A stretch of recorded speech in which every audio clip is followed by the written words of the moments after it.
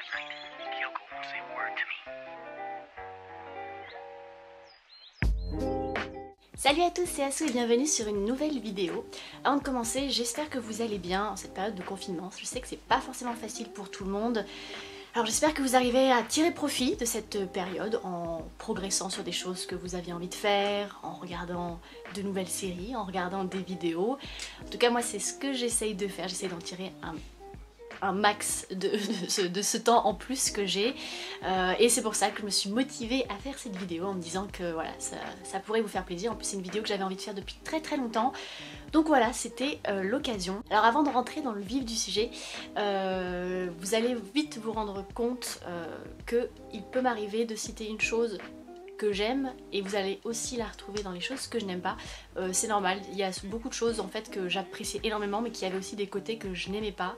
Donc voilà, je voulais vraiment être objective et vous montrer tous les aspects, que ce soit bon et mauvais en même temps, et vous dire qu'en fait je les appréciais autant que je pouvais les détester.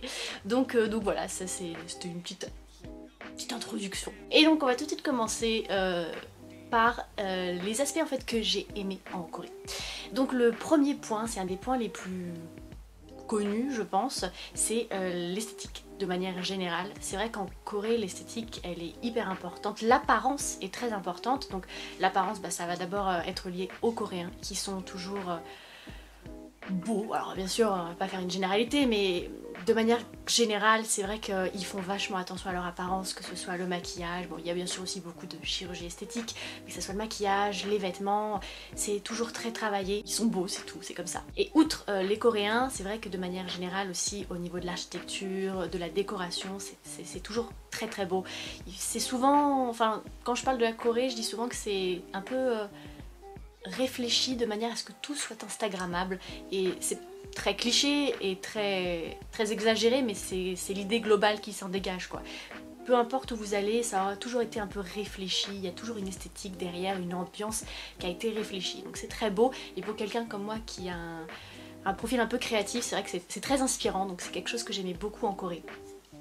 Deuxième point que j'ai énormément aimé et qui est lié un peu au premier, c'est les cafés. C'est vrai que les cafés, en Corée, il faut savoir que ce sont des gros consommateurs de café. Café glacé, tout thé glacé, ils adorent ça, mais le café aussi en général. Et donc ça s'est énormément développé. Et forcément, pour se démarquer, ils ont fait des cafés de plus en plus beaux, avec des thématiques. Et c'est vrai que là-bas, vous avez des cafés incroyables qui sont beaux, ils sont bons.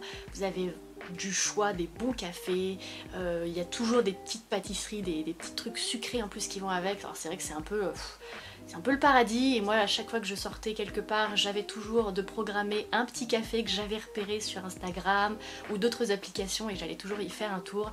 Ça coûte une blinde mais oh là là, j'adorais ça, et c'est vraiment un des trucs qui me manque le plus en Corée, c'est les cafés. Au niveau du troisième point, c'est la vie qui est globalement pas chère. Alors c'est à prendre avec des pincettes parce que forcément on peut aussi, il y a aussi le luxe, il y a tout ça qui peut être cher aussi, mais on va dire sur un profil de classe moyenne, voilà, dépenses à peu près moyennes, vous en retirez vraiment beaucoup moins cher en Corée que par exemple en France pour les mêmes choses.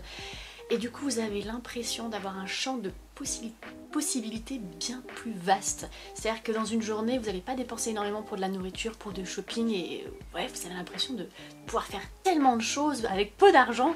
C'est assez incroyable. Et même les logements quoi. Vous avez des logements pas chers. À Paris c'est pas possible quoi. Pour la même chose on n'a pas du tout ces prix là. Et donc ouais, c'est quelque chose qui me plaisait beaucoup, de pouvoir me dire bon le midi je mange à l'extérieur, j'ai pas forcément besoin de me préparer un petit repas, c'est génial. Au niveau du quatrième point, c'est les transports. Alors les transports, je m'y attendais pas forcément, mais c'est vrai que c'est pas cher. Genre pas cher du tout, que ce soit le métro, le taxi, vélo et quoi d'autre, et bus.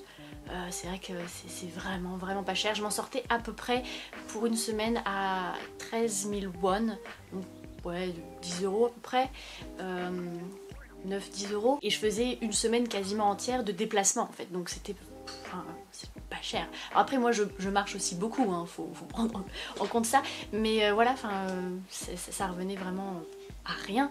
Et pareil, vous avez du coup un champ de possibilités, vous pouvez aller vraiment partout, c'est très bien desservi, c'est toujours à l'heure, il n'y a jamais de problème, c'est propre, enfin il n'y a que des points positifs comparé à Paris, hein, voilà, c'est le paradis. Toujours avec les transports, gros point positif. Pour avoir un peu voyagé, c'est un des pays qui pour moi est le mieux adapté pour les personnes handicapées. C'est vraiment, il y a tout ce qu'il faut. Tout est réfléchi pour que les personnes handicapées puissent prendre les transports. Et ça fait plaisir parce que nombre de pays où c'est vraiment pas adapté, c'est pas du tout user-friendly, là au moins ça fait plaisir. Ensuite on a un autre aspect qui m'a énormément plu, c'est la nature. Alors Séoul c'est très urbain, c'est très bétonné, mais je pense que c'est dans la culture coréenne, la nature est très importante et j'ai l'impression que Séoul devient plus vert. J'ai l'impression qu'il y a cette envie de devenir de plus en plus vert, mais en tout cas la ville, de par ce fait qu'elle est très urbaine, vous allez avoir beaucoup de petits parcs un peu partout, puis bien sûr vous avez Namsan, enfin en fait vous avez beaucoup de points de verdure un peu partout et ça fait du bien. Et puis les Coréens aiment la nature, donc peu importe où vous allez, par exemple même juste dans les cafés, vous allez avoir souvent une omniprésence de plantes et de verdure toujours, et ça fait du bien, vraiment ça fait énormément de bien et c'est quelque chose que j'avais beaucoup aimé en Corée.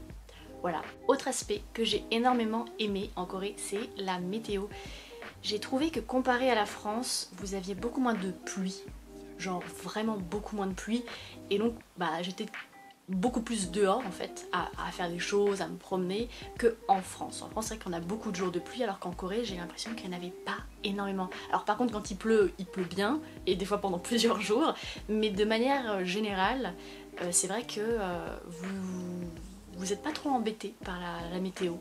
C'est assez agréable. Ça c'était juste ce petit point là qui m'avait bien plu, et qui n'est pas forcément soulevé je trouve, donc j'avais envie de le partager avec vous. Alors un autre point qui m'avait énormément plu, c'est la gentillesse. C'est vrai que j'ai eu pour ma part beaucoup de chance, je suis tombée toujours sur des Coréens hyper gentils. Rien que le premier jour de mon arrivée en fait à Séoul, j'ai eu un petit grand-père qui m'a guidée durant tout mon trajet dans le métro, qui m'a aidé à porter ma valise, un petit grand-père en plus, hein, et qui essayait de faire la conversation avec moi avec son Google Translate, donc c'était très drôle. Et de manière générale, à différents moments de ma vie, de mes pérégrinations, c'est vrai que je suis toujours tombée sur des gens super gentils, souvent plutôt des vieux, plus que des jeunes, mais ouais, j'ai toujours vu de la bienveillance, et ça m'a fait du bien. Alors un autre point qui m'avait plu et en même temps surprise, c'est un peu cette notion de non-jugement qu'ont les Coréens, c'est-à-dire que vous pouvez faire quelque chose, les gens vont pas vous regarder, enfin ils s'en fichent un peu, vous faites ce que vous faites, vous vivez votre vie en gros. Notamment par exemple avec la caméra ou les selfies, les photos, c'est vrai que là-bas comme ils prennent beaucoup de selfies, beaucoup de photos, on s'en fout, enfin ils peuvent faire les zouaves devant une caméra, personne ne va vraiment regarder ou dire oh qu'est-ce qu'il faut. Alors qu'en France on va peut-être un peu plus juger une personne qui se prend tout le temps en photo. Là-bas on s'en fout en fait, elle fait ce qu'elle veut la personne, elle se filme, elle filme ce qu'elle veut, c'est beaucoup plus libre et donc il y a cette notion un peu de non-jugement où quand j'avais vu un Coréen qui se remaquillait, un Coréen qui se repoudrait je crois, et bon alors après c'est vrai que eux ils sont habitués à se remaquiller, mais c'est vrai qu'en France hein, on sera en mode qu'est-ce qu'il fait, c'est trop bizarre, alors qu'en Corée c'est plus, enfin il y a cette notion de non-jugement, mais vis ta vie, on te regarde même pas, on vit notre vie, donc ouais il y a cette notion de liberté un peu plus. Enfin c'est en tout cas ce sentiment là que moi j'avais je pouvais faire n'importe quoi, on n'allait pas me regarder. Bon après moi j'étais une étrangère donc vous pouvez peut-être un peu plus me regarder, mais voilà, c'est plus cette notion là que je trouvais assez intéressante à soulever. Sinon ce qui m'a aussi beaucoup plu en Corée, c'est la sécurité. L'impression de pas être en danger, de pouvoir laisser mes affaires sur une table sans qu'on me les vole, sachant que j'étais souvent toute seule. Je voyageais souvent seule, donc des fois je pouvais être dans un café, dans un resto, et je pouvais laisser même mon porte-monnaie, mon portefeuille sur la table, mon téléphone, j'allais aux toilettes, il restait là, enfin j'avais vraiment aucun souci. Je pouvais me promener dans Séoul tard le soir, il y avait personne, je me sentais pas en danger dans les petites rues et tout ça, enfin il y avait vraiment une notion de sécurité qui est assez incroyable et que j'ai rarement pu sentir ailleurs qu'en Asie, parce que j'ai eu aussi ce sentiment-là au Japon, mais ouais, c'est un des plus gros points positifs, je dirais, de la Corée, c'est cette sécurité qu'on a, surtout quand on est seul et qu'on est une fille, c'est pas négligeable. Alors ensuite, un autre point qui m'a beaucoup plu, c'est le service. Donc, quand je dis le service, c'est le service dans les magasins, pour toutes les prestations en fait, que ce soit par exemple la poste, tout est fait pour être dans cette idée de service. Quand vous allez faire des achats dans un magasin, vous pouvez demander à ce qu'on vous les livre, que ce soit vos courses, votre nourriture, mais par exemple à Ikea, tous vos achats peuvent être livrés, vous n'avez pas forcément besoin de les ramener et de vous trimballer ça pendant des heures, voilà, vous dites juste, vous donnez votre adresse et hop, on vous livre. Le postier par exemple viendra toujours sonner jusqu'à chez vous pour vous remettre quelque chose et il repassera, enfin c'est pas comme chez nous, le service est très important. Et donc ils sont beaucoup plus à l'écoute, beaucoup plus, enfin voilà, plus là pour vous. Et ça c'est cool, c'est super cool et ça m'avait énormément plu. Et alors attendez, je regarde ma liste, je crois qu'on arrive sur le dernier. Oui, donc un autre point qui pour moi est très important, et peut-être que ça l'est pour vous aussi, mais c'est les toilettes. Les toilettes en Corée, c'est génial parce qu'il y en a partout. Et moi par exemple, j'ai tout le temps envie, enfin j'ai toujours besoin de savoir qu'il y a des toilettes en fait. J'ai pas forcément envie d'aller aux toilettes, mais j'ai besoin de savoir qu'il y a des toilettes à côté, ça me rassure. Et il y en a partout en Corée, il y en a partout, tous les je sais pas combien. Dès que vous avez même un tout petit parc, vous aurez des toilettes. Quand je dis un parc, c'est des parcs par exemple juste un parc pour enfants, hein, mais ça peut être aussi un petit parc avec de la verdure, il y aura des toilettes partout. Et c'est hyper agréable parce que vous pouvez aller vous promener, ou si vous êtes malade ou je sais pas quoi, vous avez des toilettes. Donc c'est génial, vous pouvez passer une journée dehors et vous savez que vous n'aurez pas de soucis de pas trouver de toilettes ou quoi que ce soit. Enfin c'est très agréable et très rassurant quand voilà, vous avez envie de partir à l'aventure, voilà, c'est bien. Et en plus c'est des toilettes qui sont toujours propres, toujours entretenues, donc ouais, ça fait plaisir. Donc je vois que j'ai parlé genre super longtemps, du coup on fera deux parties, une partie j'aime et une partie j'aime pas.